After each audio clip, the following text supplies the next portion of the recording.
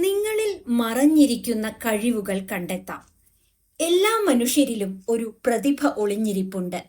എന്നാൽ നിങ്ങൾ ഒരു മീനിന്റെ കഴിവളക്കുന്നത് ആ മീനിന്റെ മരത്തിൽ കയറാനുള്ള കഴിവ് നോക്കിയാണെങ്കിൽ ആ മീൻ താൻ ഒരു പരാജയമാണെന്ന് സ്വയം വിചാരിച്ച് ജീവിതാവസാനം വരെ ജീവിക്കേണ്ടി വരും. ആൽബർട്ട് ഐൻസ്റ്റീന്റെ ഈ വാക്കുകൾ മനുഷ്യന്റെ ജന്മസിദ്ധമായ കഴിവുകളെ, നാച്ചുറൽ ടാലൻസിനെ തിരിച്ചറിയേണ്ടതിന്റെ പ്രാധാന്യത്തെയാണ് ഓർമ്മിപ്പിക്കുന്നത്. ഇന്നത്തെ അതിവേഗ ലോകത്ത് പലരും മറ്റുള്ളവരുടെ വിജയങ്ങളെ അനുകരിക്കാനും സമൂഹത്തിന്റെ നിബന്ധനകൾക്കനുസരിച്ച് ജീവിക്കാനുമാണ് ശ്രമിക്കുന്നത്. ഇതിനിടയിൽ സ്വന്തം ഉള്ളിലുള്ള സവിശേഷമായ കഴിവെന്താണെന്ന് തിരിച്ചറിയാൻ ഭൂരിഭാഗം പേർക്കും കഴിയാറില്ല.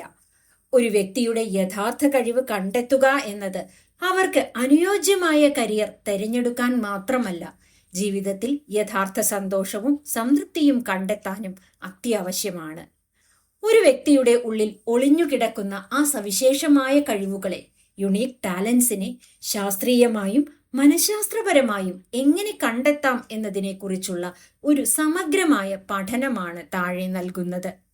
കുട്ടിക്കാലത്തെ വിനോദങ്ങൾ മുതൽ മുതിർന്ന ശേഷമുള്ള താത്പര്യങ്ങളെയും ചിന്താരീതികളെയും വിശകലനം ചെയ്യുന്ന 7 സുപ്രധാന ചോദ്യങ്ങളും ആധുനികമായ പ്രായോഗിക മാർഗങ്ങളും ഇതിലൂടെ നമ്മൾ പരിചയപ്പെടുന്നു. സ്വന്തം വ്യക്തിത്വത്തിന്റെ ആഴങ്ങളിലേക്കും യഥാർത്ഥ കഴിവിന്റെ വേരുകളിലേക്കുമുള്ള ഒരു വഴികാട്ടിയാണ് ഈ പ്രക്രിയ. ആദ്യത്തെ ചോദ്യം: ഒരാൾ കുട്ടിക്കാലത്ത് എങ്ങനെയാണ് സമയം ചെലവഴിച്ചിരുന്നത്? ഒരു വ്യക്തിയുടെ യഥാർത്ഥ കഴിവുകൾ കണ്ടെത്താനുള്ള ശ്രമത്തിൽ ഏറ്റവും നിർണായകമായ ഒരു ചോദ്യമാണിത്. സമൂഹത്തിന്റെ നിബന്ധനകളോ പണത്തോടുള്ള ആഗ്രഹമോ ജോലി സാധ്യതകളെക്കുറിച്ചുള്ള ചിന്തകളോ ഒന്നും ഒരു കുട്ടിയുടെ മനസ്സിനെ സ്വാധീനിക്കാറില്ല. അതുകൊണ്ടുതന്നെ 12 വയസ്സിനു മുമ്പ് ഒരു കുട്ടി ചെയ്യുന്ന കാര്യങ്ങൾ അവരുടെ ഉള്ളിലെ യഥാർത്ഥ താത്പര്യങ്ങളുടെയും ജന്മസിദ്ധമായ കഴിവുകളുടെയും പ്രതിഫലനമായിരിക്കും.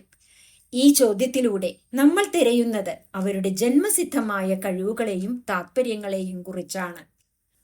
പാട്ടുപാടുന്നവരും നൃത്തം ചെയ്യുന്നവരും ചിത്രകാരന്മാരും എല്ലാം ഇക്കൂട്ടത്തിൽ ഉണ്ടാകും എന്ന് പ്രത്യേകം പറയേണ്ടതില്ലല്ലോ. ഇത്തരം കഴിവുകളെല്ലാം ഓരോ വ്യക്തികൾക്കും അവർക്ക് ചുറ്റുമുള്ളവർക്കും കൃത്യമായി തിരിച്ചറിയാൻ സാധിക്കുന്ന കഴിവുകളാണ്. അവ തിരിച്ചറിയുക എന്നത് വളരെ എളുപ്പവുമാണ്. എന്നാൽ മറ്റു ചില കഴിവുകൾ മേൽപ്പറഞ്ഞവയെ പോലെ പെട്ടെന്ന് തിരിച്ചറിയാൻ സാധിക്കണമെന്നില്ല. അവിടെയാണ് കഴിവുകൾ വിശകലനം ചെയ്യുന്ന ചോദ്യങ്ങൾക്കുള്ള പ്രസക്തി. ഈ ചോദ്യത്തിന് മറുപടി ലഭിക്കുമ്പോൾ ഓരോ വ്യക്തിയും ചെയ്ത കാര്യങ്ങൾ വെറുതെ കേൾക്കുക മാത്രമല്ല, അതിന് പിന്നിലെ പ്രധാന സ്വഭാവ രീതി, കോർ എന്താണെന്ന് കണ്ടെത്തുകയാണ് ചെയ്യേണ്ടത്. കുട്ടിക്കാലത്തെ വിനോദങ്ങളെ പൊതുവെ താഴെ പറയുന്ന രീതികളിൽ തരംതിരിക്കാം. നിർമ്മാതാക്കൾ, ദ ബിൽഡേഴ്സ്. കുട്ടിക്കാലത്ത് ബ്ലോക്കുകൾ ഉപയോഗിച്ച് വീടുകൾ ഉണ്ടാക്കുക, മണ്ണിൽ കോട്ടകൾ കെട്ടുക, അല്ലെങ്കിൽ കാർഡ്ബോർഡും കത്രികയും ഉപയോഗിച്ച് പുതിയ വസ്തുക്കൾ നിർമ്മിക്കുക എന്നിവയിൽ മണിക്കൂറുകളോളം മുഴുകിയിരിക്കുന്ന ആളുകൾ ഉണ്ടായിരിക്കും. ഇവരുടെ ഉള്ളിലെ കഴിവ് എന്നത് പ്ലാനിംഗ്, ആർക്കിടെക്ചർ, പ്രോജക്ട് മാനേജ്മെന്റ് അല്ലെങ്കിൽ ക്രിയേറ്റീവ് ഡിസൈനിങ് എന്നിവയൊക്കെ ആയിരിക്കും. ക്രമീകരണക്കാർ, ദ ഓർഗനൈസേഴ്സ്. തങ്ങളുടെ കളിപ്പാട്ടങ്ങൾ കൃത്യമായ നിറത്തിന്റെയോ വലിപ്പത്തിന്റെയോ അടിസ്ഥാനത്തിൽ അടുക്കി വയ്ക്കുക, കൂട്ടുകാർക്കൊപ്പം കളിക്കുമ്പോൾ കളിയുടെ നിയമങ്ങൾ കൃത്യമായി നിശ്ചയിക്കുക, കാര്യങ്ങൾ പ്ലാൻ ചെയ്യുക എന്നിവയിൽ താത്പര്യം കാണിക്കുന്ന കുട്ടികളുണ്ടായിരിക്കും. മുതിരുമ്പോൾ ഇവർ മികച്ച systems thinking, logistics, business management എന്നീ മേഖലകളിൽ തിളങ്ങാൻ കഴിവുള്ളവരായിരിക്കും. കഥാകാരന്മാരും പ്രകടനക്കാരും, ദ സ്റ്റോറി ടെല്ലേഴ്സ്. നാടകങ്ങൾ കളിക്കുക, വീട്ടുകാരെ ഇരുത്തി മാജിക് കാണിക്കുക, സ്വന്തമായി കഥകൾ ഉണ്ടാക്കി പറയുക, അല്ലെങ്കിൽ എപ്പോഴും ഭാവനാലോകത്ത് ജീവിക്കുക എന്നിവയായിരിക്കും ഇവരുടെ വിനോദം. കമ്മ്യൂണിക്കേഷൻ, മാർക്കറ്റിംഗ്, പബ്ലിക് സ്പീക്കിംഗ്, എഴുത്ത് എന്നീ മേഖലകളാണ് ഇവരുടെ കരുത്ത്. ഗവേഷകർ, ദ ഇൻവെസ്റ്റിഗേറ്റേഴ്സ്. മുറ്റത്തെ കല്ലുകൾ വകഞ്ഞുമാറ്റി അതിനടിയിലെ പ്രാണികളെ നിരീക്ഷിക്കുക, കേടായ റേഡിയോയോ ക്ലോക്കോ അഴിച്ചു പരിശോധിക്കുക, ചോദ്യങ്ങൾ ചോദിച്ച് മുതിർന്നവരെ ബുദ്ധിമുട്ടിക്കുക എന്നിവ ചെയ്യുന്ന കുട്ടികളുണ്ടാകും. ആഴത്തിലുള്ള ഗവേഷണം, deep research, problem solving, engineering, data analysis എന്നിവയൊക്കെ ആയിരിക്കും ഇവരുടെ ജന്മസിദ്ധ കഴിവുകൾ. സംരക്ഷകർ, ദ നർച്ചറേഴ്സ്. പരിക്കേറ്റ പക്ഷികളെയും മൃഗങ്ങളെയും പരിചരിക്കുക, കൂട്ടുകാർക്കിടയിലെ വഴക്കുകൾ തീർക്കുക, എപ്പോഴും മറ്റുള്ളവരെ സഹായിക്കാൻ മുൻകൈയെടുക്കുക എന്നിവ ചെയ്യുന്നവരുണ്ടാകും. Leadership, human resources, psychology, counselling, nursing എന്നിവയിലൊക്കെ ആയിരിക്കും ഇവരുടെ മിടുക്ക് ഒളിഞ്ഞിരിക്കുന്നത്. ഇത്തരം കാര്യങ്ങൾ കണ്ടുപിടിക്കാനായി ചോദ്യം ചോദിക്കുമ്പോൾ ഒരു രീതിയുണ്ട്. പലരും ആദ്യം ഞാൻ വെറുതെ പുറത്തുപോയി കളിക്കുമായിരുന്നു എന്നാവും മറുപടി നൽകുക. അതിനാൽ നമ്മൾ കുറച്ചുകൂടി ആഴത്തിൽ ചോദിക്കണം. പുറത്തുപോയി കളിക്കുമ്പോൾ നിങ്ങൾ മറ്റുള്ളവരെ നയിക്കുകയായിരുന്നോ, അതോ ഒറ്റയ്ക്ക് നടന്ന് പുതിയ സ്ഥലങ്ങൾ കണ്ടെത്തുകയായിരുന്നോ, അതോ എന്തെങ്കിലും നിർമ്മിക്കുകയായിരുന്നോ? വിശപ്പും ദാഹവും മറന്ന് അവർ ചെയ്ത കാര്യങ്ങൾ ഏതൊക്കെയായിരുന്നു എന്ന് ഓർത്തെടുക്കാൻ അവരെ സഹായിക്കുകയാണെങ്കിൽ അവരുടെ കഴിവുകൾ മനസ്സിലാക്കാൻ കൂടുതൽ എളുപ്പമായിരിക്കും. കുട്ടിക്കാലത്തെ ആ മനോഭാവത്തെ മുതിർന്നു കഴിയുമ്പോഴുള്ള കഴിവുകളുമായി ബന്ധിപ്പിക്കുമ്പോഴാണ് മാജിക് സംഭവിക്കുന്നത്. ചെറുപ്പത്തിൽ ചിത്രകഥകൾ വരച്ച കുട്ടി വലുതാകുമ്പോൾ ഒരു ചിത്രകാരൻ തന്നെ ആകണം എന്നില്ല. പക്ഷേ ആശയങ്ങൾ ദൃശ്യങ്ങളിലൂടെ, വിഷ്വൽ കമ്മ്യൂണിക്കേഷനിലൂടെ വ്യക്തമാക്കാനുള്ള ഒരു കഴിവ് അവനുണ്ടായിരിക്കും. ആരും നിർബന്ധിക്കാതെ കുട്ടിക്കാലത്ത് നമ്മൾ ചെയ്ത കാര്യങ്ങളിലാണ് നമ്മുടെ യഥാർത്ഥ കഴിവിന്റെ വേരുകൾ ഒളിഞ്ഞിരിക്കുന്നത്. പ്രായപൂർത്തിയായ ശേഷമുള്ള താത്പര്യങ്ങൾ വിശകലനം ചെയ്യുന്നത് ഒരാളുടെ യഥാർത്ഥ കഴിവുകൾ കണ്ടെത്താനുള്ള വളരെ ശക്തമായ രണ്ടാമത്തെ പടിയാണ്. കുട്ടിക്കാലത്തെ താത്പര്യങ്ങൾ ഒരു വ്യക്തിയുടെ അഥവാ അസംസ്കൃതമായ കഴിവുകളെ കാണിക്കുമ്പോൾ, പ്രായപൂർത്തിയായതിനു ശേഷമുള്ള താത്പര്യങ്ങൾ ആ കഴിവുകൾ എങ്ങനെ പരിഷ്കരിക്കപ്പെട്ടു എന്ന് നമുക്ക് കാണിച്ചു തരുന്നു. ഈ ഘട്ടത്തിൽ ഒരു വ്യക്തിയുടെ താത്പര്യങ്ങൾ കൃത്യമായി മനസ്സിലാക്കാൻ താഴെ പറയുന്ന വഴികൾ ഉപയോഗിക്കാം. എനർജി ഓഡിറ്റ് ചെയ്യാൻ ആവശ്യപ്പെടുക. പ്രായപൂർത്തിയായ ഒരു വ്യക്തി പല കാര്യങ്ങളും ചെയ്യുന്നത് ഉത്തരവാദിത്വം കൊണ്ടോ പണത്തിനു വേണ്ടിയോ ആകാം. അതുകൊണ്ട് താത്പര്യം തിരിച്ചറിയാൻ ഈ ചോദ്യം ചോദിക്കുക. ദിവസേന ചെയ്യുന്ന കാര്യങ്ങളിൽ ഏത് ജോലിയാണ് നിങ്ങളെ മാനസികമായി തളർത്താത്തത്, അല്ലെങ്കിൽ കൂടുതൽ ഊർജം നൽകുന്നത്? ഒരു വ്യക്തി ഓഫീസിലെ കണക്കുകൾ കൂട്ടുമ്പോൾ തളർന്നു പോവുകയും എന്നാൽ സഹപ്രവർത്തകരുടെ വ്യക്തിപരമായ പ്രശ്നങ്ങൾ കേൾക്കാൻ സമയം കണ്ടെത്തുകയും ചെയ്യുന്നു എങ്കിൽ അയാളുടെ താത്പര്യവും കഴിവും ഹ്യൂമൻ റിലേഷൻസിലാണ് എന്ന് മനസ്സിലാക്കാം. അവരുടെ അൽഗോരിതം പരിശോധിക്കുക. ഒരു വ്യക്തിക്ക് ഏറ്റവും കൂടുതൽ താത്പര്യമുള്ള കാര്യം എന്താണെന്ന് അവരുടെ ഫോൺ പറഞ്ഞു തരും. യൂട്യൂബിൽ അവർ തിരയുന്ന വിഷയങ്ങൾ, ഇൻസ്റ്റാഗ്രാമിൽ ഫോളോ ചെയ്യുന്ന പേജുകൾ, ഗൂഗിളിൽ വായിക്കുന്ന ആർട്ടിക്കിളുകൾ എന്നിവയെല്ലാം ശ്രദ്ധിക്കുക. ആരും നിർബന്ധിക്കാതെ ഒഴിവു സമയങ്ങളിൽ അവർ സ്വയം വായിക്കാനും പഠിക്കാനും തിരഞ്ഞെടുക്കുന്ന വിഷയങ്ങളിലാണ് അവരുടെ യഥാർത്ഥ താത്പര്യം ഒളിഞ്ഞിരിക്കുന്നത്. ഫ്രീ മണി പരീക്ഷണം. അവർക്ക് വലിയൊരു തുക ബോണസായി കിട്ടുകയോ അല്ലെങ്കിൽ ലോട്ടറി അടിക്കുകയോ ചെയ്താൽ അവർ ആ പണം എന്തിനു വേണ്ടി ചെലവഴിക്കും എന്ന് ചോദിക്കുക. അവർ യാത്ര ചെയ്യുമോ, പുതിയ ഗാഡ്ജറ്റുകൾ വാങ്ങുമോ, ബിസിനസ് തുടങ്ങുമോ, അതോ ജീവകാരുണ്യ പ്രവർത്തനങ്ങൾ നടത്തുമോ? പണത്തെക്കുറിച്ചുള്ള ആകുലതകൾ മാറുമ്പോൾ മനുഷ്യൻ അവന്റെ യഥാർത്ഥ താത്പര്യങ്ങളിലേക്ക് തിരിയും. മറ്റുള്ളവരിൽ അവർ ശ്രദ്ധിക്കുന്ന കാര്യങ്ങൾ, കൺസ്ട്രക്റ്റീവ് ജലസി. നമ്മൾ മറ്റൊരാളോട് ആരോഗ്യകരമായി അസൂയപ്പെടുകയോ അല്ലെങ്കിൽ അവരുടെ വിജയത്തെ ബഹുമാനിക്കുകയോ ചെയ്യുന്നത് നമുക്ക് ആ മേഖലയോട് താല്പര്യമുള്ളപ്പോഴാണ്. മറ്റൊരു വ്യക്തിയുടെ കരിയറോ ജീവിത ശൈലിയോ കാണുമ്പോൾ എനിക്കും ഇതുപോലെയാകണം എന്ന് നിങ്ങൾക്ക് തോന്നാറുള്ളത് എപ്പോഴാണ്, ആരോടാണ്? ഈ ചോദ്യം അവരുടെ ലക്ഷ്യങ്ങളിലേക്ക് വെളിച്ചം വീശും. പ്രതിഫലം ഇല്ലാതെ ചെയ്യാൻ തയ്യാറുള്ള കാര്യങ്ങൾ, വോളണ്ടിയർ വർക്ക്. പണം കിട്ടിയില്ലെങ്കിലും സുഹൃത്തുക്കൾക്കോ സമൂഹത്തിനോ വേണ്ടി അവർ സന്തോഷത്തോടെ ചെയ്തു കൊടുക്കുന്ന കാര്യങ്ങൾ എന്തൊക്കെയാണ് എന്ന് മനസ്സിലാക്കുക. ഉദാഹരണത്തിന്, ഒരു യാത്ര പ്ലാൻ ചെയ്യുക, ഒരു പൊതുചടങ്ങിന് അല്ലെങ്കിൽ കല്യാണത്തിന് ആളുകളെ മാനേജ് ചെയ്യുക, ഇൻസ്റ്റഗ്രാം റീൽസ് എഡിറ്റ് ചെയ്തു നൽകുക. ഇവയെല്ലാം പണം പ്രതീക്ഷിക്കാതെ ചെയ്യുന്ന കാര്യങ്ങളായിരിക്കും. ഇത്തരം കാര്യങ്ങൾ അവരുടെ ജന്മസിദ്ധമായ കഴിവിന്റെ അടയാളങ്ങളാണ്. ചുരുക്കത്തിൽ, പ്രായപൂർത്തിയായ ഒരാളുടെ താത്പര്യം എന്നത് അവർ പണത്തിനും കടമകൾക്കും അപ്പുറം സ്വന്തം ഇഷ്ടപ്രകാരം എന്തിനാണ് സമയവും ശ്രദ്ധയും നൽകുന്നത് എന്നത് നോക്കി മനസ്സിലാക്കേണ്ട ഒന്നാണ്. ഒരു വ്യക്തിയുടെ യഥാർത്ഥ കഴിവ് കണ്ടെത്താൻ ചോദിക്കേണ്ട മൂന്നാമത്തെ ചോദ്യം ഇതാണ്: മറ്റുള്ളവർ നിങ്ങളെ ഏറ്റവും കൂടുതൽ അഭിനന്ദിക്കുന്നത് ഏതു മേഖലയിലാണ്? നമ്മുടെ പല കഴിവുകളും നമുക്ക് വളരെ എളുപ്പമായി തോന്നുന്നത് കൊണ്ട് നമ്മൾ അതിനെ ഒരു വലിയ കാര്യമായി എടുക്കാറില്ല. ഇതിനെ എക്സ്പേർട്ട് ബ്ലൈൻഡ്നെസ് എന്ന് പറയും. എന്നാൽ ചുറ്റുമുള്ളവർക്ക് അത് പെട്ടെന്ന് മനസ്സിലാകും. അതുകൊണ്ട് മറ്റുള്ളവരുടെ അഭിനന്ദനങ്ങളെ വിശകലനം ചെയ്യുന്നത് വഴി മറഞ്ഞിരിക്കുന്ന കഴിവുകൾ കണ്ടെത്താം. ഈ മേഖല കൃത്യമായി മനസ്സിലാക്കാൻ താഴെ പറയുന്ന 4 കാര്യങ്ങൾ ശ്രദ്ധിക്കുക. ഇത് വലിയ കാര്യമൊന്നുമല്ലല്ലോ എന്ന് തോന്നുന്ന കാര്യങ്ങൾ. സുഹൃത്തുക്കളോ സഹപ്രവർത്തകരോ നിങ്ങളെ ഒരു കാര്യത്തിന് അഭിനന്ദിക്കുമ്പോൾ അതിനെന്താ, ഇത് ആർക്കും ചെയ്യാൻ പറ്റുന്നതല്ലേ എന്ന് നിങ്ങൾ സ്വയം പറയാറുണ്ടോ? എങ്കിൽ ഓർക്കുക, അത് നിങ്ങൾക്ക് എളുപ്പമുള്ളത് കൊണ്ടാണ് അങ്ങനെ തോന്നുന്നത്. മറ്റുള്ളവർക്ക് അത് കഠിനമായിരിക്കാം. ഉദാഹരണത്തിന്, ഒരു വലിയ പ്രശ്നം വരുമ്പോൾ ശാന്തമായിരിക്കാൻ നിങ്ങൾക്ക് കഴിഞ്ഞേക്കും. മറ്റുള്ളവർ അതിനെ അഭിനന്ദിക്കുമ്പോൾ നിങ്ങൾക്കത് നിസ്സാരമായി തോന്നാം. പക്ഷേ അത് നിങ്ങളുടെ വലിയൊരു കഴിവാണ്. Emotional intelligence. ആളുകൾ സഹായത്തിനായി നിങ്ങളെ തേടി വരുന്ന വിഷയങ്ങൾ. ഓഫീസിലോ കുടുംബത്തിലോ സുഹൃത്തുക്കൾക്കിടയിലോ ഒരു പ്രത്യേക ആവശ്യം വരുമ്പോൾ ആളുകൾ ആദ്യം നിങ്ങളുടെ പേരായിരിക്കും പറയുക. ഒരു കത്ത് നന്നായി എഴുതാൻ നിങ്ങളെ സമീപിക്കുന്നു എങ്കിൽ നിങ്ങളുടെ കഴിവ് കമ്മ്യൂണിക്കേഷൻ ആണ്. കമ്പ്യൂട്ടറിലോ ഫോണിലോ ഉള്ള പ്രശ്നം തീർക്കാൻ വരുന്നു എങ്കിൽ നിങ്ങളുടെ കഴിവ് പ്രോബ്ലം സോൾവിംഗ് ആണ്. വസ്ത്രങ്ങൾ തിരഞ്ഞെടുക്കാനോ വീട് അലങ്കരിക്കാനോ അഭിപ്രായം ചോദിക്കുന്നുവെങ്കിൽ നിങ്ങളുടെ കഴിവ് എസ്തെറ്റിക്സ് ഓർ ഡിസൈനിങ് ആണ്. ആവർത്തിച്ചു വരുന്ന അഭിനന്ദനങ്ങൾ, റെക്കറിംഗ് കോംപ്ലിമെന്റ്സ്. വ്യത്യസ്ത സാഹചര്യങ്ങളിൽ വ്യത്യസ്ത മനുഷ്യർ നിങ്ങളെക്കുറിച്ച് ഒരേ നല്ല കാര്യം തന്നെ പറയുന്നുണ്ടോ എന്ന് ശ്രദ്ധിക്കുക. നിങ്ങൾ കാര്യങ്ങൾ പറയുമ്പോൾ പെട്ടെന്ന് മനസ്സിലാകും. നിങ്ങളോടൊപ്പം സംസാരിച്ചിരുന്നാൽ പോസിറ്റീവ് എനർജി കിട്ടും. നിങ്ങളുടെ ഓർമ്മശക്തി സമ്മതിക്കണം എന്നിങ്ങനെ ആവർത്തിച്ചു കേൾക്കുന്ന വാക്കുകൾ ഉണ്ടെങ്കിൽ ഓർക്കുക, അത് നിങ്ങളുടെ കഴിവുകളെക്കുറിച്ചുള്ള ഒരു രേഖപ്പെടുത്തലാണ്.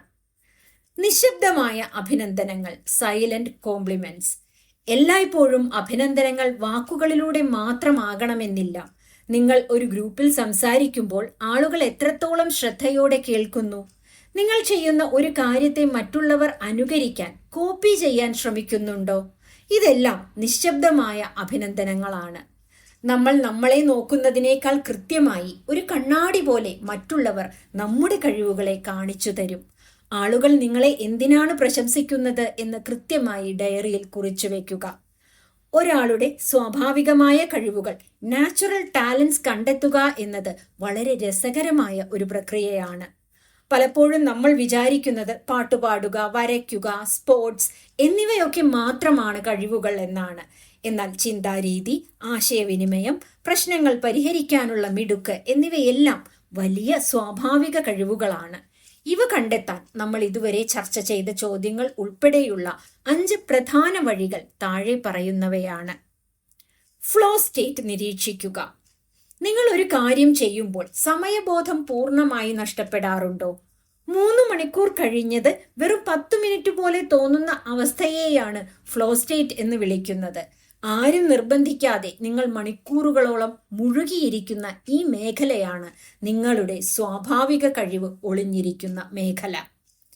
പഠന വേഗത, ഫാസ്റ്റ് ലേണിംഗ് കർവ് പരിശോധിക്കുക. മറ്റുള്ളവർ ആഴ്ചകളോ മാസങ്ങളോ എടുത്ത് പഠിക്കുന്ന ഒരു കാര്യം, ഉദാഹരണത്തിന് ഒരു സോഫ്റ്റ്വെയർ ഉപയോഗിക്കുന്നത്, ഡ്രൈവിംഗ്, ഒരു പുതിയ ഭാഷ അല്ലെങ്കിൽ പാചകം, ഇവയെല്ലാം നിങ്ങൾ വളരെ പെട്ടെന്ന് ചുരുങ്ങിയ ദിവസങ്ങൾ കൊണ്ട് പഠിച്ചെടുത്തിട്ടുണ്ടോ? എവിടെയാണോ നിങ്ങളുടെ തലച്ചോറ് പെട്ടെന്ന് കാര്യങ്ങൾ ഗ്രഹിക്കുന്നത്, അത് നിങ്ങളുടെ സ്വാഭാവിക കഴിവിന്റെ മേഖലയാണ്. Energy audit, energy versus fatigue. നിങ്ങൾ ഒരു ജോലി ചെയ്യുമ്പോൾ കഠിനാധ്വാനം ആവശ്യമായി വന്നാലും അത് ചെയ്തു കഴിയുമ്പോൾ നിങ്ങൾക്ക് ക്ഷീണത്തിന് പകരം വലിയൊരു സന്തോഷവും ഉന്മേഷവും എനർജി തോന്നാറുണ്ടോ? ചില കാര്യങ്ങൾ നമ്മൾ നന്നായി ചെയ്യുമെങ്കിലും അത് നമ്മളെ മാനസികമായി തളർത്തും. അത് വെറുമൊരു അർപ്പിത വൈദഗ്ധ്യം അഥവാ ലേൺഡ് സ്കില്ലാണ്. എന്നാൽ സ്വാഭാവിക കഴിവുകൾ എപ്പോഴും നമുക്ക് പോസിറ്റീവ് എനർജിയാണ് നൽകുന്നത്. നിസ്സാരമാണെന്ന് തോന്നുന്ന കാര്യങ്ങൾ ശ്രദ്ധിക്കുക. നിങ്ങൾക്ക് വളരെ എളുപ്പമായി തോന്നുന്നതും എന്നാൽ മറ്റുള്ളവർക്ക് കഠിനമായിട്ടുള്ളതുമായ കാര്യങ്ങൾ എന്തൊക്കെയാണ്? ഒരു തർക്കമുണ്ടാകുമ്പോൾ ആളുകളെ പെട്ടെന്ന് ശാന്തരാക്കാൻ നിങ്ങൾക്ക് കഴിഞ്ഞേക്കാം. ഡാറ്റയും കണക്കുകളും കാണുമ്പോൾ മറ്റുള്ളവർക്ക് തലവേദന വരുന്നു, പക്ഷെ നിങ്ങൾക്ക് അത് പെട്ടെന്ന് മനസ്സിലാകുന്നു. ഇങ്ങനെ നിങ്ങൾക്ക് വളരെ സാധാരണമായി തോന്നുന്ന കാര്യങ്ങൾ നിങ്ങളുടെ സവിശേഷ കഴിവുകളാണ്. മറ്റുള്ളവർക്ക് വളരെ കഠിനമായി തോന്നുന്നതും എന്നാൽ ഒരു പ്രത്യേക വ്യക്തിക്ക് വളരെ എളുപ്പത്തിൽ എഫേർട്ട്ലെസ്ലി ചെയ്യാൻ കഴിയുന്നതുമായ കാര്യങ്ങൾ കണ്ടെത്തുന്നത് അവരുടെ യഥാർത്ഥ കഴിവ്, യുണീക് ടാലന്റ് തിരിച്ചറിയാനുള്ള ഏറ്റവും മികച്ച 5ാമത്തെ പടിയാണ്. ഇത്തരം മറഞ്ഞിരിക്കുന്ന കഴിവുകൾ കണ്ടെത്താൻ താഴെ പറയുന്ന 4 പ്രായോഗിക വഴികൾ ഉപയോഗിക്കാം. വിലയിരുത്തലുകൾ, നിരാശാബോധം എന്നിവ ശ്രദ്ധിക്കുക. മറ്റൊരാൾ ഒരു ജോലി ചെയ്യുന്നത് കാണുമ്പോൾ ഒരു വ്യക്തിക്ക് എപ്പോഴാണ് ക്ഷമ കെടുന്നത് എന്ന് നോക്കുക. ഈ ചെറിയ കാര്യം ചെയ്യാൻ ഇയാൾ എന്തിനാണ് ഇത്രയും സമയമെടുക്കുന്നത്, ഇതിങ്ങനെ ചെയ്താൽ പോരെ എന്ന് ചിന്തിക്കാറുണ്ടോ? മറ്റുള്ളവരുടെ പോരായ്മകൾ എവിടെയാണ് എന്ന് ഇവർക്ക് പെട്ടെന്ന് മനസ്സിലാകുന്നുണ്ടെങ്കിൽ ആ മേഖലയിൽ ഇവർക്ക് സ്വാഭാവികമായ ഒരു കൃത്യതയും അറിവും ഉണ്ട് എന്നാണ് അതിന്റെ അർത്ഥം. Innate standard of excellence. Reverse help പരിശോധിക്കുക. ഒരു ഗ്രൂപ്പിലോ ഓഫീസിലോ ജോലി ചെയ്യുമ്പോൾ മറ്റുള്ളവർ മണിക്കൂറുകളോളം ഇരുന്ന് ബുദ്ധിമുട്ടുന്ന ഏത് ജോലിയാണ് ഈ വ്യക്തി വെറും മിനിറ്റുകൾക്കുള്ളിൽ ചെയ്തു തീർക്കുന്നത് എന്ന് നോക്കുക. ചിലർക്ക് വലിയൊരു റിപ്പോർട്ട് വായിച്ച് അതിന്റെ ചുരുക്കം, സമ്മറി മിനിറ്റുകൾക്കുള്ളിൽ ഉണ്ടാക്കാൻ കഴിയും. ചിലർക്ക് കമ്പ്യൂട്ടറിലെ വലിയൊരു എറർ ഒറ്റ നോട്ടത്തിൽ കണ്ടെത്താൻ കഴിയും. ചിലർക്ക് 2 പേർ തമ്മിലുള്ള വലിയൊരു വഴക്ക് ഒറ്റ വാക്കിൽ തീർക്കാൻ കഴിയും. മറ്റുള്ളവർ വിയർക്കുന്ന ഇത്തരം സാഹചര്യങ്ങളിൽ ഈ വ്യക്തിക്ക് കാര്യങ്ങൾ എത്രത്തോളം എളുപ്പമാകുന്നു എന്ന് നിരീക്ഷിക്കുക. അവരോട് നേരിട്ട് ചോദിക്കാൻ പറ്റിയ ഒരു മികച്ച ചോദ്യം ഇതാണ്: മറ്റുള്ളവർ കാര്യങ്ങൾ സങ്കീർണമാക്കുമ്പോൾ നിങ്ങൾക്ക് വളരെ ലളിതമായി തോന്നുന്ന കാര്യങ്ങൾ എന്തൊക്കെയാണ്? പലരും പറയും, എനിക്ക് ആളുകളോട് സംസാരിക്കാൻ ഒട്ടും പേടിയില്ല, അത് വലിയൊരു കാര്യമാണോ എന്ന്.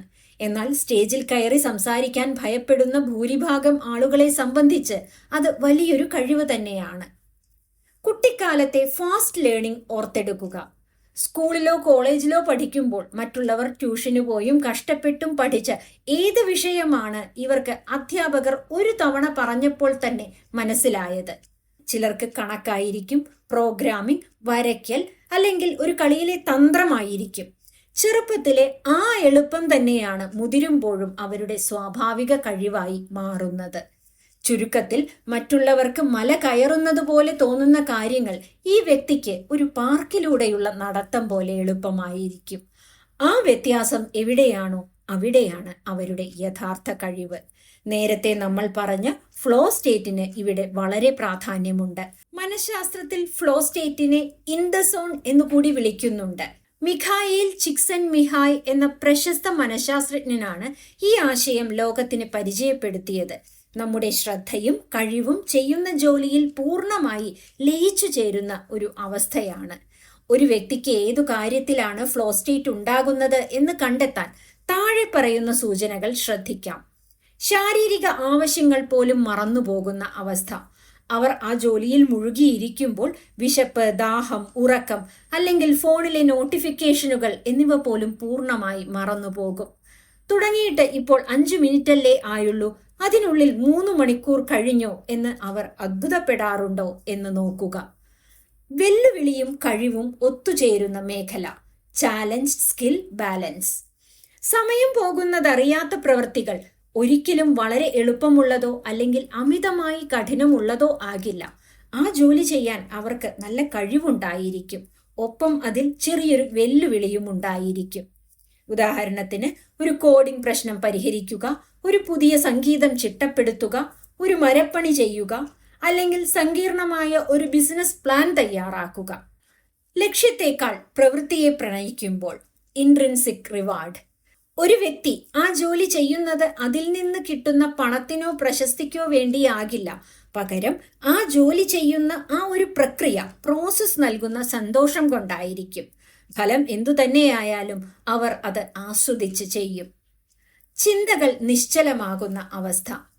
ആ പ്രവൃത്തി ചെയ്യുമ്പോൾ അവരുടെ മനസ്സിൽ മറ്റൊന്നിനെക്കുറിച്ചും ആശങ്കകളോ ഭയമോ ഉണ്ടാകില്ല. കഴിഞ്ഞ കാലത്തെക്കുറിച്ചുള്ള സങ്കടങ്ങളോ ഭാവിയെക്കുറിച്ചുള്ള പേടിയോ ഇല്ലാതെ അവർ പൂർണ്ണമായും ആ ഒരു നിമിഷത്തിൽ, പ്രസന്റ് മൊമെന്റിൽ ജീവിക്കും. ഈ ചോദ്യം അവരോട് എങ്ങനെ ചോദിക്കാം? കഴിഞ്ഞ ഒരു വർഷത്തിനിടയിൽ വിശപ്പും ദാഹവും സമയവും മറന്ന് നിങ്ങൾ ചെയ്ത ഏതെങ്കിലും ഒരു കാര്യം ഓർത്തെടുക്കാമോ? അത് ചെയ്യുമ്പോൾ നിങ്ങളുടെ മനസ്സിൽ എന്തായിരുന്നു ചിന്ത? ചിലർക്ക് അത് എഴുതുമ്പോഴായിരിക്കാം, ചിലർക്ക് പുതിയൊരു ഡിസൈൻ ചെയ്യുമ്പോഴായിരിക്കാം, മറ്റു ചിലർക്ക് ആളുകളെ കൗൺസിലിംഗ് ചെയ്യുമ്പോഴായിരിക്കാം. ഈ സമയം മറക്കൽ എവിടെയാണോ സംഭവിക്കുന്നത് അവിടെയാണ് ആ വ്യക്തിയുടെ ഏറ്റവും ഉയർന്ന കഴിവും സർഗാത്മകതയും ഒളിഞ്ഞിരിക്കുന്നത്. ഒരു വ്യക്തിക്ക് സമൂഹത്തിലെ ഏതുതരം വ്യക്തികളിലാണ് മാറ്റം കൊണ്ടുവരാൻ കഴിയുക എന്ന് അന്വേഷിക്കുന്നത് അവരുടെ കഴിവിനെ ഒരു സാമൂഹിക നന്മയാക്കി മാറ്റാൻ സഹായിക്കുന്ന ഏഴാമത്തെയും അവസാനത്തെയും നിർണായകമായ ചോദ്യമാണ്. ഒരു വ്യക്തിക്ക് ലോകത്തുള്ള എല്ലാവരെയും ഒരേപോലെ മാറ്റാൻ കഴിഞ്ഞെന്നു വരില്ല. എന്നാൽ അവരുടെ കഴിവിന്റെയും അനുഭവങ്ങളുടെയും അടിസ്ഥാനത്തിൽ ചില പ്രത്യേകതരം മനുഷ്യരിൽ വലിയ സ്വാധീനം ചെലുത്താൻ സാധിക്കും. ആ വിഭാഗം ഏതാണെന്ന് കണ്ടെത്താൻ താഴെ പറയുന്ന 4 കാര്യങ്ങൾ വിശകലനം ചെയ്യാം. സ്വന്തം ജീവിതാനുഭവങ്ങളുമായി സാമ്യമുള്ളവർ, ദ മിറേഴ്സ്. ഒരു വ്യക്തി ജീവിതത്തിൽ ഏത് പ്രതിസന്ധിയെയാണോ അതിജീവിച്ചത് അതേ പ്രതിസന്ധിയിലൂടെ ഇപ്പോൾ കടന്നു പോകുന്ന മനുഷ്യരിൽ മാറ്റം വരുത്താൻ അവർക്ക് എളുപ്പത്തിൽ കഴിയും. ഉദാഹരണത്തിന്, കരിയറിൽ വലിയൊരു പരാജയം നേരിട്ട് പിന്നീട് വിജയിച്ച ഒരാൾക്ക് ലക്ഷ്യമില്ലാതെ ഉഴലുന്ന ഉദ്യോഗാർത്ഥികളെ പ്രചോദിപ്പിക്കാൻ കഴിയും. വിഷാദ രോഗത്തെ മറികടന്ന ഒരാൾക്ക് മാനസികമായി തളർന്നവരെ സ്വാധീനിക്കാൻ കഴിയും. ആ വ്യക്തിയുടെ കഴിവിനെ ആവശ്യമുള്ളവർ, ദ സീക്കേഴ്സ്. ഈ വ്യക്തിക്ക് ജന്മസിദ്ധമായി ഉള്ള കഴിവ് ഏതു കൂട്ടർക്കാണോ ആവശ്യം അവരിലാണ് ഇവർക്ക് മാറ്റം കൊണ്ടുവരാൻ കഴിയുക. ഈ വ്യക്തിക്ക് കുട്ടികളോട് നന്നായി ഇടപഴകാൻ കഴിവുണ്ടെങ്കിൽ, ഇനേറ്റ് എംപതി ഉണ്ടെങ്കിൽ കുട്ടികളുടെ സ്വഭാവ രൂപീകരണത്തിലും വിദ്യാഭ്യാസത്തിലും വലിയ മാറ്റം വരുത്താം. കാര്യങ്ങൾ നന്നായി ആസൂത്രണം ചെയ്യാൻ ഓർഗനൈസേഷൻ സ്കിൽ ഉള്ള ഒരാളാണെങ്കിൽ വളർന്നു വരുന്ന ചെറുകിട സംരംഭകരെയോ ബിസിനസ്സുകാരെയോ സഹായിക്കാൻ കഴിയും. ഈ വ്യക്തിയുടെ വാക്കുകൾക്ക് വില കൽപ്പിക്കുന്നവർ, ദ ലിസണേഴ്സ്. സമൂഹത്തിലെ എല്ലാവരും എല്ലാവരുടെയും വാക്കുകൾ കേൾക്കണം എന്നില്ല. എന്നാൽ ഈ വ്യക്തി സംസാരിക്കുമ്പോൾ കൂടുതൽ ശ്രദ്ധയോടെ കേൾക്കുന്നത് ആരാണ്? യുവാക്കളാണോ, പ്രായമായവരാണോ, അതോ സ്ത്രീകളാണോ, കുട്ടികളാണോ? ആ കൂട്ടരിലാണ് ഈ വ്യക്തിക്ക് മാറ്റത്തിന്റെ വിത്തുപാകാൻ കഴിയുക. മാറ്റത്തിന് തയ്യാറായി നിൽക്കുന്നവർ, ദ റെഡി മൈൻഡ്സ്. സമൂഹത്തിൽ തങ്ങളുടെ ഇപ്പോഴുള്ള അവസ്ഥയിൽ സംതൃപ്തരല്ലാത്ത കൂടുതൽ വളരാൻ ആഗ്രഹിക്കുന്ന മനുഷ്യരിൽ, ചേഞ്ച് സീക്കേഴ്സിൽ മാറ്റം വരുത്തുക എളുപ്പമാണ്. അങ്ങനെയുള്ളവരെ കണ്ടെത്തി അവർക്ക് ശരിയായ വഴികാട്ടിയാവാൻ, മെന്റേഴ്സ് ആകാൻ ഈ വ്യക്തിക്ക് സാധിക്കും. നിങ്ങളുടെ കഴിവ് ആർക്കു വേണ്ടിയുള്ളതാണോ അവരാണ് നിങ്ങളുടെ യഥാർത്ഥ പ്രേക്ഷകർ, ടാർഗറ്റ് ഓഡിയൻസ്. അവരിലേക്ക് നിങ്ങളുടെ ശ്രദ്ധ തിരിയുമ്പോൾ നിങ്ങളുടെ കഴിവ് സമൂഹത്തിന് വലിയൊരു അനുഗ്രഹമായി മാറും. ഈ 7 ചോദ്യങ്ങളുടെയും സംഗ്രഹം ഇവിടെ വളരെയധികം പ്രാധാന്യമർഹിക്കുന്നു. ഒരു വ്യക്തിയുടെ യഥാർത്ഥ കഴിവ് കണ്ടെത്താൻ നിങ്ങൾ തയ്യാറാക്കിയ മനോഹരമായ ആ 7 ചോദ്യങ്ങൾ ഇവയാണ്. കുട്ടിക്കാലത്ത് അവർ എങ്ങനെ സമയം ചെലവഴിച്ചു? പ്രായപൂർത്തിയായ ശേഷമുള്ള അവരുടെ താല്പര്യങ്ങൾ എന്തൊക്കെയാണ്? മറ്റുള്ളവർ അവരെ ഏറ്റവും കൂടുതൽ അഭിനന്ദിക്കുന്നത് ഏത് മേഖലയിലാണ്? അവരുടെ ഉള്ളിലെ സ്വാഭാവികമായ കഴിവുകൾ എന്തൊക്കെയാണ്? മറ്റുള്ളവർക്ക് ബുദ്ധിമുട്ടും അവർക്ക് എളുപ്പമുള്ളതും ആയ കാര്യങ്ങൾ ഏതൊക്കെ? ഏതൊരു പ്രവൃത്തി ചെയ്യുമ്പോഴാണ് അവർ സമയം കടന്നു പോകുന്നത് അറിയാത്തത്? സമൂഹത്തിലെ ഏതുതരം വ്യക്തികളിലാണ് അവർക്ക് മാറ്റം കൊണ്ടുവരാൻ കഴിയുക? ഇതിലൂടെയെല്ലാം നമുക്ക് ഒരു വ്യക്തിയുടെ യഥാർത്ഥ കഴിവ് കണ്ടെത്താം. വ്യക്തിത്വ പരീക്ഷണങ്ങൾ, സൈക്കോമെട്രിക് ടെസ്റ്റ്, ശാസ്ത്രീയമായ വിലയിരുത്തൽ. നമ്മുടെ തലച്ചോറിന്റെ ചിന്താരീതികളെയും പെരുമാറ്റങ്ങളെയും കൃത്യമായി അളക്കാൻ മനഃശാസ്ത്രജ്ഞർ രൂപപ്പെടുത്തിയ ടൂളുകളാണിവ. നമ്മൾ സ്വയം ചിന്തിക്കുന്നതിനേക്കാൾ കൃത്യമായി നമ്മുടെ സ്വഭാവ പാറ്റേണുകൾ ഇവ കണ്ടെത്തും. ഇതിൽ ഒരു ടെസ്റ്റിന്റെ തത്വം നിങ്ങളുടെ പോരായ്മകൾ പരിഹരിക്കുന്നതിനേക്കാൾ വിജയം തരുക നിങ്ങളുടെ കഴിവുകൾ വർദ്ധിപ്പിക്കുമ്പോഴാണ്. ഇത് നിങ്ങളുടെ ചിന്തകളെ വിശകലനം ചെയ്ത് 34 കഴിവുകളിൽ ഏറ്റവും മുന്നിലുള്ള 5 എണ്ണം പറഞ്ഞു തരും. ഉദാഹരണത്തിന്, ചിലർക്ക് സ്ട്രാറ്റജിക്, തന്ത്രപരമായി ചിന്തിക്കാനുള്ള കഴിവായിരിക്കാം മുന്നിൽ. ചിലർക്ക് എംപതി, മറ്റുള്ളവരെ മനസ്സിലാക്കാനുള്ള കഴിവായിരിക്കാം. മറ്റൊരു ടെസ്റ്റാണ് മനുഷ്യരെ 16 തരം വ്യക്തിത്വങ്ങളായി തരംതിരിച്ച് ഇതിലൂടെ നിങ്ങളൊരു ഇൻട്രോവർട്ട്, ഉള്ളിലേക്ക് ഒതുങ്ങിക്കൂടുന്നയാളാണോ, എക്സ്ട്രോവർട്ട്, ആളുകളുമായി ഇടപഴകാൻ ഇഷ്ടപ്പെടുന്നയാളാണോ എന്ന് നോക്കുന്നു. തീരുമാനങ്ങൾ എടുക്കാൻ ലോജിക്കാണോ ഇമോഷനാണോ ഉപയോഗിക്കുന്നത് എന്ന് ടെസ്റ്റ് ചെയ്യുന്നു. ഈ ടെസ്റ്റിന്റെ റിസൾട്ടിലൂടെ നിങ്ങളുടെ യഥാർത്ഥ സ്വഭാവം, യഥാർത്ഥ കഴിവുകൾ ഒക്കെ വ്യക്തമാകുന്നു. ഇതെങ്ങനെ സെറ്റ് ചെയ്യാം? ഓൺലൈനിൽ 16 പേഴ്സണാലിറ്റീസ് പോലുള്ള സൗജന്യ സൈറ്റുകളിലോ അല്ലെങ്കിൽ ഗാലപ്പ് പോർട്ടലിലോ കയറി ഈ ടെസ്റ്റുകൾ ചെയ്യാവുന്നതാണ്. തൊഴിൽ രഹിത വാരം, ദ നോ ഒബ്ലിഗേഷൻ വീക്ക്, സ്വാതന്ത്ര്യത്തിലെ തെരഞ്ഞെടുപ്പ്. നമ്മൾ ജോലി ചെയ്യുമ്പോഴോ പഠിക്കുമ്പോഴോ ഉള്ള താല്പര്യങ്ങൾ പലപ്പോഴും പണത്തിനോ പരീക്ഷയ്ക്കോ വേണ്ടിയുള്ള നിർബന്ധിത താല്പര്യങ്ങളായിരിക്കാം. എന്നാൽ എല്ലാ ബാധ്യതകളും മാറുമ്പോൾ മനസ്സ് അതിന്റെ യഥാർത്ഥ താല്പര്യത്തിലേക്ക് പോകും. പ്രായോഗിക വശം, നിങ്ങൾക്ക് ഒരു വാരം പൂർണ്ണമായി അവധി കിട്ടുന്നു എന്ന് വിചാരിക്കുക. ഫോൺ കോളുകളോ ജോലിയോ പഠനമോ ഇല്ല.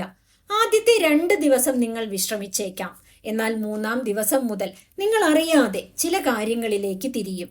ചിലർ ഒരു പുതിയ കോഡിംഗ് പ്രോജക്റ്റ് ചെയ്യാനിരിക്കും. ചിലർ അടുക്കളയിൽ കയറി പുതിയ വിഭവങ്ങൾ പരീക്ഷിക്കും. ചിലർ യാത്രകൾ പ്ലാൻ ചെയ്യും. ചിലർ പുസ്തകങ്ങൾ എഴുതും. യാതൊരു ലാഭവുമില്ലെങ്കിലും നിങ്ങളുടെ തലച്ചോറ് സ്വയം തിരഞ്ഞെടുക്കുന്ന ആ വിനോദമാണ് നിങ്ങളുടെ യഥാർത്ഥ പാഷൻ. അസൂയയെ വിശകലനം ചെയ്യുക. Analyse your jealousy. ഒളിഞ്ഞിരിക്കുന്ന ഒരു ലക്ഷ്യമാണത്. അസൂയ എന്നത് ഒരു മോശം വികാരമായിട്ടാണ് നമ്മൾ എപ്പോഴും കാണാറുള്ളത്. എന്നാൽ കരിയർ സൈക്കോളജിയിൽ ഇത് നിങ്ങളുടെ ആഗ്രഹങ്ങളെ കാണിക്കുന്ന ഒരു വലിയ കോമ്പസ് ആണ്. നമുക്ക് ഒട്ടും താല്പര്യമില്ലാത്ത മേഖലയിലെ ആളുകളോട് നമുക്ക് അസൂയ തോന്നാറില്ല.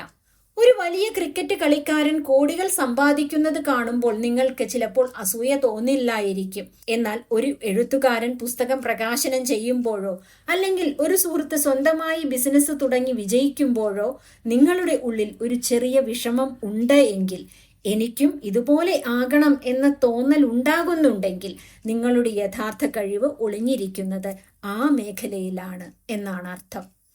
ഇതെങ്ങനെ ഉപയോഗിക്കാം? നിങ്ങളെ അസ്വസ്ഥമാക്കുന്ന മറ്റുള്ളവരുടെ വിജയങ്ങളെ ഒരു പേപ്പറിലേക്ക് മാറ്റുക. എന്തുകൊണ്ടാണ് എനിക്ക് ആ വ്യക്തിയോട് അസൂയ തോന്നിയത്? അവരുടെ പണത്തോടാണോ അതോ അവർ ചെയ്യുന്ന ആ ജോലിയോടാണോ എന്ന് സ്വയം ചോദിക്കുക. അത് നിങ്ങളുടെ ലക്ഷ്യം കാണിച്ചു തരും. കഴിവുകളുടെ ഡയറി, ഡെയിലി അച്ചീവ്മെന്റ് ലോഗ്. ചെറിയ വിജയങ്ങളുടെ വലിയ പാറ്റേൺ. നിങ്ങളുടെ വലിയ കഴിവുകൾ എപ്പോഴും വലിയ സംഭവങ്ങളിലൂടെയല്ല പുറത്തു വരിക, ദൈനംദിന ജീവിതത്തിലെ ചെറിയ കാര്യങ്ങളിലൂടെയാണ്. ദിവസവും രാത്രി ഉറങ്ങുന്നതിനു മുമ്പ് ഡയറിയിൽ ഈ ചോദ്യത്തിന് മറുപടി എഴുതുക. ഇന്ന് ഞാൻ ചെയ്തതിൽ എനിക്ക് ഏറ്റവും സംതൃപ്തി തന്ന അല്ലെങ്കിൽ ഞാൻ ഏറ്റവും ഭംഗിയായി ചെയ്ത ഒരു കാര്യം എന്താണ്? അതിനുള്ള ഉത്തരം എഴുതുക. ഇന്ന് ഓഫീസിൽ 2 ടീമുകൾ തമ്മിൽ തർക്കമുണ്ടായപ്പോൾ ഞാൻ ഇടപെട്ട് അത് പരിഹരിച്ചു. അല്ലെങ്കിൽ ഇന്നൊരു പ്രസന്റേഷൻ തയ്യാറാക്കിയപ്പോൾ സങ്കീർണമായ ഡാറ്റ എളുപ്പത്തിൽ മനസ്സിലാകുന്ന രീതിയിൽ ഗ്രാഫാക്കി മാറ്റാൻ എനിക്ക് കഴിഞ്ഞു. 15 ദിവസത്തിന് ശേഷം ഈ ഡയറി മൊത്തമായി വായിക്കുക. നിങ്ങൾ ആളുകളുടെ പ്രശ്നം പരിഹരിക്കുന്നതിലാണോ അതോ ഡാറ്റ വിശകലനം ചെയ്യുന്നതിലാണോ മിടുക്കൻ എന്ന് ആ ഡയറിയിലെ ആവർത്തനങ്ങൾ അല്ലെങ്കിൽ പാറ്റേൺസ് നിങ്ങൾക്ക് കൃത്യമായി പറഞ്ഞു തരും. പുതിയ അനുഭവങ്ങളിലേക്ക് ഇറങ്ങിച്ചെല്ലുക. Step in to the unknown. പരീക്ഷണശാല. മുറ്റത്തിറങ്ങി നോക്കാത്ത ഒരാൾക്ക് തനിക്ക് ഓടാൻ കഴിവുണ്ടോ എന്ന് അറിയില്ല. പുതിയ സാഹചര്യങ്ങളിൽ പെടുമ്പോൾ മാത്രമേ നമ്മുടെ ഉള്ളിലെ ചില അപൂർവ കഴിവുകൾ ഉണരുകയുള്ളൂ. കംഫർട്ട് സോണിൽ നിന്ന് പുറത്തു കടക്കുക. ഇതുവരെ ചെയ്യാത്ത കാര്യങ്ങൾക്ക് വേണ്ടി മനഃപൂർവ്വം സമയം കണ്ടെത്തുക. ഒരു ചെറിയ ഓൺലൈൻ കോഴ്സ്, ഉദാഹരണത്തിന് ഡിജിറ്റൽ മാർക്കറ്റിംഗ്, ഫോട്ടോഗ്രഫി അല്ലെങ്കിൽ സൈക്കോളജി എടുത്തു നോക്കുക. അല്ലെങ്കിൽ ഒരു സന്നദ്ധ സംഘടനയുടെ പരിപാടി ഓർഗനൈസ് ചെയ്യാനുള്ള ചുമതല ഏറ്റെടുക്കുക. ഇത്തരം പുതിയ അനുഭവങ്ങളിൽ ഏർപ്പെടുമ്പോൾ ചില കാര്യങ്ങൾ ചെയ്യുമ്പോൾ നിങ്ങൾക്ക് വലിയ ബുദ്ധിമുട്ട് അനുഭവപ്പെടില്ല. അത് വളരെ നാച്ചുറലായി ചെയ്യാൻ പറ്റും. അങ്ങനെയാണ് പുതിയ കഴിവുകൾ കണ്ടുപിടിക്കപ്പെടുന്നത്. മനസ്സുകൊണ്ട് ചിന്തിച്ചിട്ടും ഒരു കഴിവ് കണ്ടെത്താൻ കഴിയാത്തയാൾക്ക് ശാരീരിക പ്രവർത്തനങ്ങളിലൂടെ ആത്മവിശ്വാസവും പുതിയ കഴിവുകളും നേടിയെടുക്കാൻ സാധിക്കും. Physical activities, martial arts, athletic തുടങ്ങിയ കായിക വിനോദങ്ങൾ വെറുമൊരു വ്യായാമം മാത്രമല്ല, അവ നമ്മുടെ ശരീരത്തെയും മനസ്സിനെയും ഒരുപോലെ മാറ്റിമറിക്കാൻ കെൽപ്പുള്ളവയാണ്. അതിനായി നിങ്ങൾക്ക് ചെയ്യാൻ കഴിയുന്ന ചില കാര്യങ്ങൾ: മാർഷ്യൽ ആർട്സ് പരിശീലനം. ഏതെങ്കിലും ഒരു മാർഷ്യൽ ആർട്സ്, കളരി, കരാട്ടെ, കുംഫു, തായ്ക്കൊണ്ടോ ഇവയിൽ ഏതെങ്കിലും പഠിക്കാൻ ചേരുക. ഇതിലൂടെ നിങ്ങൾക്ക് ലഭിക്കുന്ന ഗുണങ്ങൾ ശ്രദ്ധയും ഏകാഗ്രതയും വർദ്ധിക്കുന്നു. മാർഷ്യൽ ആർട്സ് നിങ്ങളുടെ മനസ്സിനെ ഒരു കാര്യത്തിൽ മാത്രം നിങ്ങളുടെ ശ്രദ്ധ കേന്ദ്രീകരിക്കാൻ പഠിപ്പിക്കുന്നു. ആത്മരക്ഷ, സെൽഫ് ഡിഫെൻസ്. ഇത് നൽകുന്ന സുരക്ഷിതത്വ ബോധം നിങ്ങളുടെ ആത്മവിശ്വാസം ഇരട്ടിയാക്കും. അച്ചടക്കം, ഡിസിപ്ലിൻ ഉണ്ടാകുന്നു. കൃത്യസമയത്ത് എഴുന്നേൽക്കുക, വെള്ളം കുടിക്കുക, ആഹാരം കൃത്യമായി കഴിക്കുക, കൃത്യസമയത്ത് പരിശീലനം നടത്തുക, ശരീരത്തെ നിയന്ത്രിക്കുക എന്നിവയിലൂടെ ജീവിതത്തിൽ വലിയൊരു അച്ചടക്കം വരും. ശാരീരിക സജീവത, ഫിസിക്കൽ ആക്ടിവിറ്റി കൂട്ടാനുള്ള വഴികൾ. മാർഷൽ ആർട്സ് കൂടാതെ താഴെ പറയുന്നവയും പരീക്ഷിക്കാം. ജിം അല്ലെങ്കിൽ വെയ്റ്റ് ട്രെയിനിങ്. ശരീരം ഷേപ്പാകുമ്പോൾ സ്വയം ബഹുമാനവും പോസിറ്റീവ് ചിന്തകളും കൂടും. ഓട്ടം അല്ലെങ്കിൽ നീന്തൽ. ഇത് ശരീരത്തിലെ എൻഡോർഫിൻ എന്ന ഹാപ്പി ഹോർമോണുകളെ ഉത്പാദിപ്പിക്കുന്നു. ഇത് വിഷാദവും നെഗറ്റീവ് ചിന്തകളും മാറ്റുന്നു. യോഗ ശരീരത്തിന്റെ ഫ്ലെക്സിബിലിറ്റിയും മനസ്സിന്റെ ശാന്തതയും കൂട്ടാൻ ഇത് സഹായിക്കുന്നു. ഇതെങ്ങനെ പുതിയ കഴിവുകളിലേക്ക് നയിക്കുന്നു?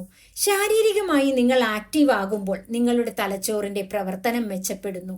വ്യായാമം ചെയ്യുമ്പോൾ തലച്ചോറിലെ ന്യൂറോപ്ലാസ്റ്റിസിറ്റി, പുതിയ കോശങ്ങളും കണക്ഷനുകളും ഉണ്ടാക്കാനുള്ള കഴിവ് വർദ്ധിക്കുന്നു. ഇത് നിങ്ങളെ പുതിയ കാര്യങ്ങൾ വേഗത്തിൽ പഠിക്കാൻ സഹായിക്കുന്നു. പഠനത്തിലും ജോലിയിലും ശ്രദ്ധ കേന്ദ്രീകരിക്കാൻ കഴിയാത്ത പലരും കായിക രംഗത്തേക്ക് വന്നതിന് ശേഷം വലിയ മാറ്റങ്ങൾ കാണിക്കാറുണ്ട്. ഇതെങ്ങനെ തുടങ്ങാം? നിങ്ങളുടെ അടുത്തുള്ള ഒരു കരാട്ടെ അല്ലെങ്കിൽ കളരി ക്ലാസ്സിൽ നേരിട്ട് പോയി ഒരു ട്രയൽ ക്ലാസ് എടുത്തു നോക്കുക. തുടക്കത്തിൽ ശരീരം വേദനിച്ചേക്കാം, അത് സ്വാഭാവികമാണ്. കുറഞ്ഞത് 3 മാസമെങ്കിലും മുടങ്ങാതെ പരിശീലിക്കുക. ശാരീരിക ക്ഷമതയിലൂടെ മാനസികാവസ്ഥ മാറുമ്പോൾ മുൻപ് നിങ്ങൾക്ക് ചെയ്യാൻ കഴിയില്ലെന്ന് കരുതിയ പല കാര്യങ്ങളും വളരെ എളുപ്പത്തിൽ ചെയ്യാൻ കഴിയുന്നത് നിങ്ങൾക്ക് സ്വയം ബോധ്യപ്പെടും. ആക്ഷൻ പ്ലാൻ അഥവാ പരീക്ഷണഘട്ടം. ഈ 7 ചോദ്യങ്ങൾക്കും മറുപടി ലഭിച്ച ശേഷം കണ്ടെത്തിയ കഴിവ് യഥാർത്ഥ ജീവിതത്തിൽ പ്രയോഗിക്കാൻ ഒരു 8ാമത്തെ ഘട്ടം കൂടിയുണ്ട്. അത് ഇങ്ങനെയാണ്: ചെറിയ രീതിയിലുള്ള പരീക്ഷണങ്ങൾ നടത്തുക, മൈക്രോ എക്സ്പെരിമെന്റ്സ്.